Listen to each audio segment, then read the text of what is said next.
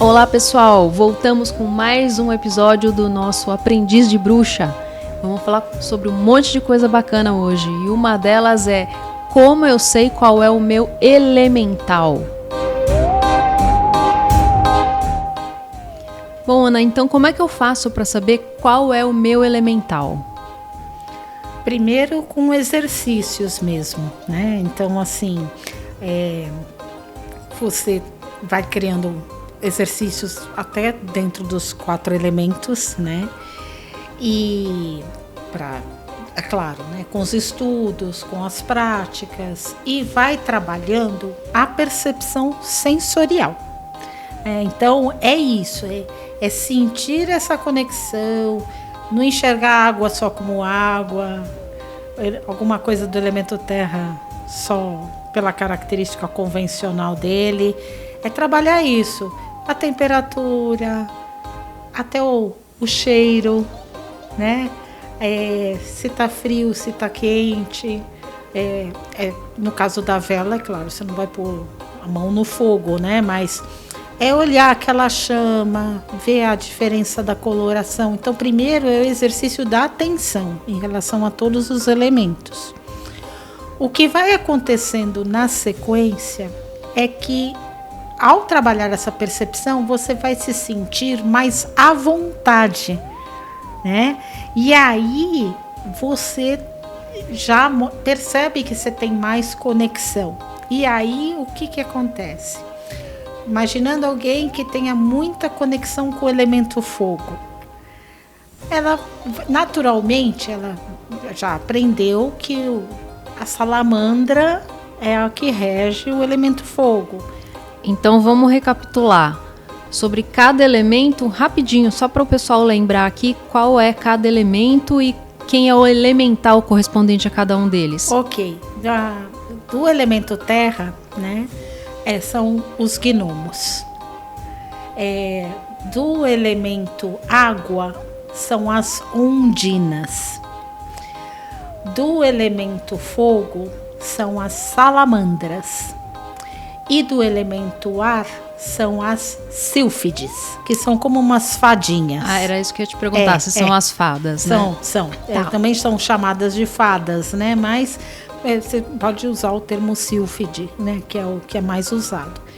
Então, o que acontece? Se eu sinto que durante a minha prática eu percebo que a minha conexão é maior, eu estou entendendo mais, eu estou me interessando mais, eu estou gostando mais deste ou daquele elemento, é natural que eu vá estudar, saber mais sobre os gnomos, né? Por exemplo, se for do elemento terra, se eu gosto do elemento fogo, deixa eu puxar, quero saber exatamente salamandra, como se manifesta, se tem exercícios de visualização que eu possa enxergar a salamandra. Então, na verdade é isso, é pelo exercício da prática, você buscando a sua ligação com cada elemento, e aí o seu interesse em estudar sobre esse elemental, e você vai sentir uma atração maior por um ou por outro. Porque tem a ver também com a sua personalidade. Por exemplo, o elemento terra é muito da questão, existe o termo aterramento, entender isso, é o mundo material, a questão do aqui é o agora, né? Então, pessoas que, por exemplo, gostam de estudar, são mais reflexivas ou são mais racionais, é natural elas tenderem mais para o elemento terra. Uma pessoa mais emotiva, mais assim, que goste de práticas como meditação, yoga, trabalha muito a questão da gestão das emoções, bem provável vai se interessar mais pelo elemento água e assim por diante. Porque tem a ver com a sua personalidade também. Que bacana. E um extra aqui que eu vou fazer uma pergunta que me ocorreu agora. Posso correlacionar isso com signos? Sim. E não só na astrologia convencional, mesmo, por exemplo, no horóscopo chinês, que tem lá também, né? Os signos e os elementos que agem, né? Então, por exemplo, tem no horóscopo chinês tem madeira, metal, né? E é claro, na astrologia que conhecemos também tem isso, os signos que regem o elemento terra, etc., o ascendente. Agora, é claro, há bruxas que não são muito ligadas em astrologia, e tudo bem, né? Às vezes quem tem esse interesse na parte cósmica, né, da astrologia, da astronomia, já entra numa abordagem a mais, né? Eu, no meu caso, eu sou do signo de Leão, o elemento fogo. Eu posso dizer que o meu elemental é o fogo? Ou não necessariamente? Não, no meu caso coincidiu. Eu sou do signo de Virgem, é elemento terra. Na verdade, pode coincidir ou não. Então, assim, o que é a característica do elemento fogo, né? É justamente assim, a ação, o impulso, é o fazer acontecer. Às vezes tem uns ânimos mais exaltados. Faz e pensa depois.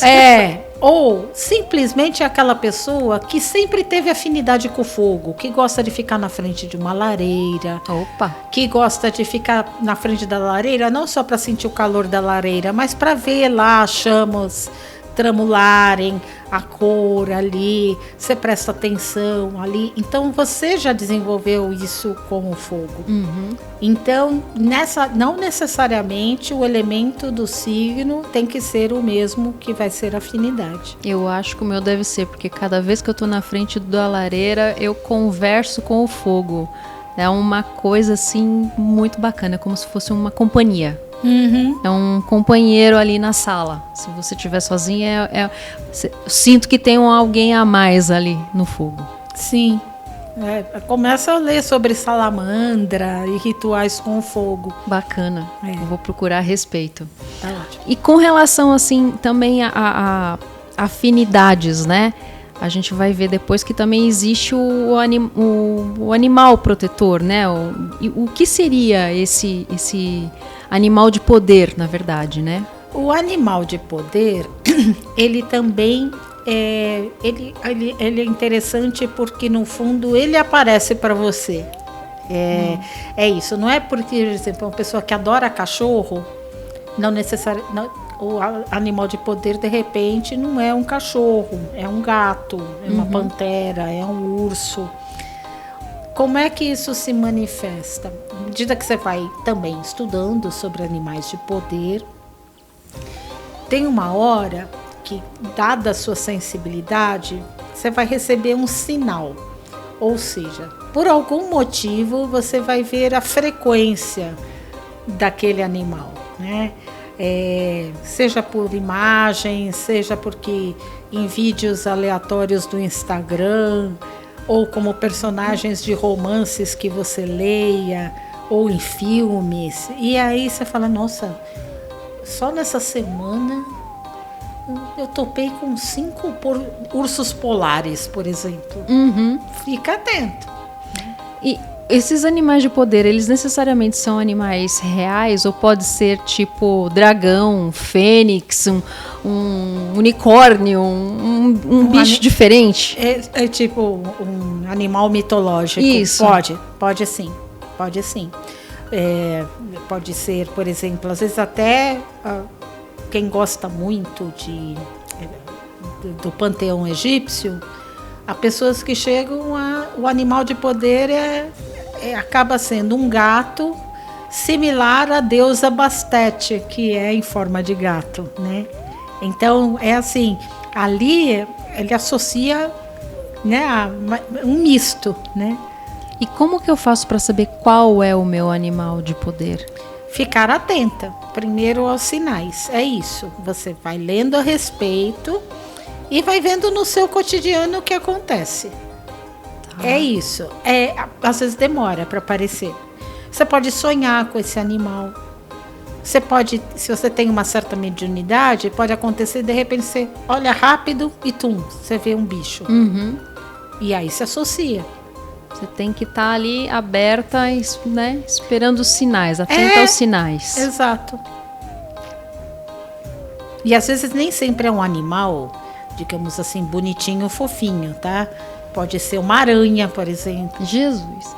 Pode, porque às vezes a pessoa começa a se interessar por aranha, presta atenção na teia. Ai, tem um pavor de aranha. Então, e aí pode aparecer um animal de poder.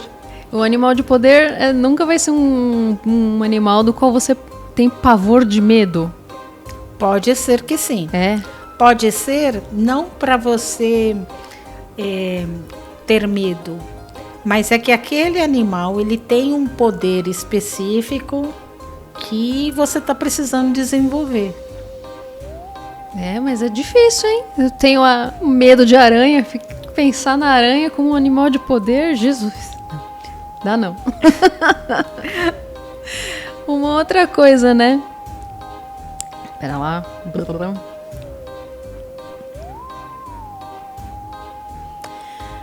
Numa das suas gravações anteriores, você comentou com a gente que no momento de acender uma vela, seria interessante a gente conversar com o nosso espírito protetor, né? O que seria esse espírito protetor? Na verdade, quando você vai acender, depende muito do propósito que você vai projetar nessa vela, né?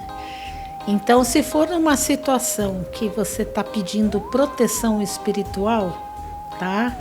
É natural que você pense num espírito protetor, num mentor, você projete, porque você fica mais fácil, às vezes, você personificar para trabalhar o tema da proteção, sabe? E assim, a mesma coisa, se você quer fazer um ritual de banimento, em relação a alguma coisa errada que alguém fez para você, você tem que mentalizar, né, nessa hora, toda a situação, aquilo que você quer banir, né? Né? Mas não todo ritual com velas, você necessariamente precisa se dirigir a um mentor, sabe? Você tem que projetar a sua intenção, esclarecer ali você abriu o círculo mágico, você fez toda a abertura, acendeu a vela e dizer claramente qual é a sua intenção. Tá certo. Acho que já deu, né? Ai, como é que termina, né? Não esquece de se inscrever no canal, deixar o seu like, os seus comentários aqui embaixo. E a gente no próximo episódio vai falar sobre: posso realizar magias, rituais em qualquer local? Te vejo lá. Tchau, tchau.